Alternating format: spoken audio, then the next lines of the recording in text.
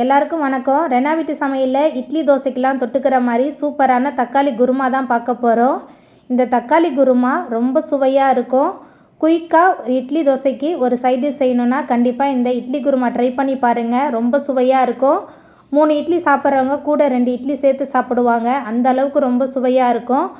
குழந்தைங்க ரொம்ப விரும்பி சாப்பிட்ற மாதிரி வீட்டில் உள்ள எல்லாருக்கும் பிடித்த மாதிரியும் இந்த குருமா இருக்கும். எப்படி செய்யணும்னு வாங்க பார்த்துடலாம். இட்லி தோசை ரெண்டுக்கும் தொட்டுக்கிற மாதிரி சூப்பரான குருமா பண்ண போகிறோம். அதுக்கு 2 ஸ்பூன் அளவுக்கு எண்ணெய் சேர்த்துருக்கேன். எண்ணெய் சூடாகி வரட்டும். எண்ணெய் சூடாகி வந்துட்டு இதில் 1 ஸ்பூன் அளவுக்கு சோம்பு சேர்த்துக்கலாம். சோம்பு பொரிய ஆரம்பிச்சிருச்சு. பொடியாக நறுக்குன 2 பெரிய வெங்காயம் சேர்த்துக்கலாம். வெங்காயம் சேர்த்துட்டு நல்லா கலந்து விட்டு வதக்கி விட்டுடலாம். வெங்காயம் எந்த அளவுக்கு நல்லா வதங்குதோ அந்த அளவுக்கு ரொம்ப சுவையாக இருக்கும் குருமா. வெங்காயம் சேர்த்துட்டு நல்லா கலந்து விட்டு வதக்கியாச்சு.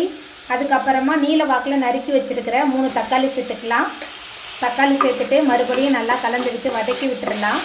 வெங்காயம் தக்காளி ரெண்டுமே நல்லா குழைவாக வதங்கி வரணும். அதனால் வெங்காயம் தக்காளி வதங்குறதுக்காக கல்லுப்பு சேர்த்துட்டு நல்லா கலந்து விட்டு வதக்கி விட்டுடலாம். வெங்காயம் தக்காளிலாம் அதிகமாக சேர்த்து செய்கிறதுனால இந்த தக்காளி குருமா ரொம்ப சூப்பராக இருக்கும். இட்லி தோசை ரெண்டுக்குமே கலந்து சாப்பிட்றதுக்கு அட்டகாசமாக இருக்கும். நல்லா கலந்து விட்டு வதக்கி விட்டுடலாம். ரொம்ப சிம்பிளான தக்காளி குருமா தான், ஆனால் ரொம்ப சுவையாக இருக்கும்.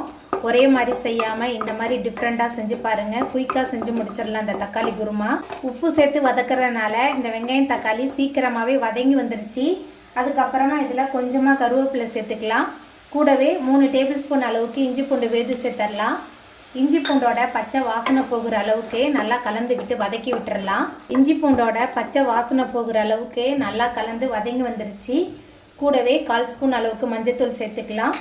குழம்பு மிளகாய் தூள் 3 டேபிள் ஸ்பூன். உப்பு சேர்க்கல, ஏன்னா வெங்காயம் தக்காளி நம்ம வதக்கும் போதே உப்பு சேர்த்துருக்கோம். பத்தலைன்னா கடைசியாக சேர்த்துக்கலாம்.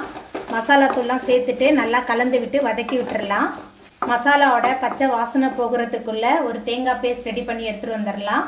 தேங்காய் பேஸ்ட் ரெடி பண்ணுறதுக்கு 3 டேபிள் ஸ்பூன் அளவுக்கு பொட்டுக்கடலை சேர்த்துக்கலாம்.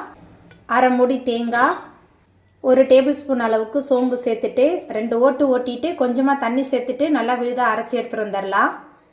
மசாலா தூள்லாம் சேர்த்துட்டு நல்லா கலந்து விட்டு வதக்கியாச்சு. அதுக்கப்புறமா நம்ம மிக்சியில் சேர்த்து அரைச்ச தேங்காய், பொட்டுக்கடலை, சோம்பு விழுது சேர்த்துடலாம்.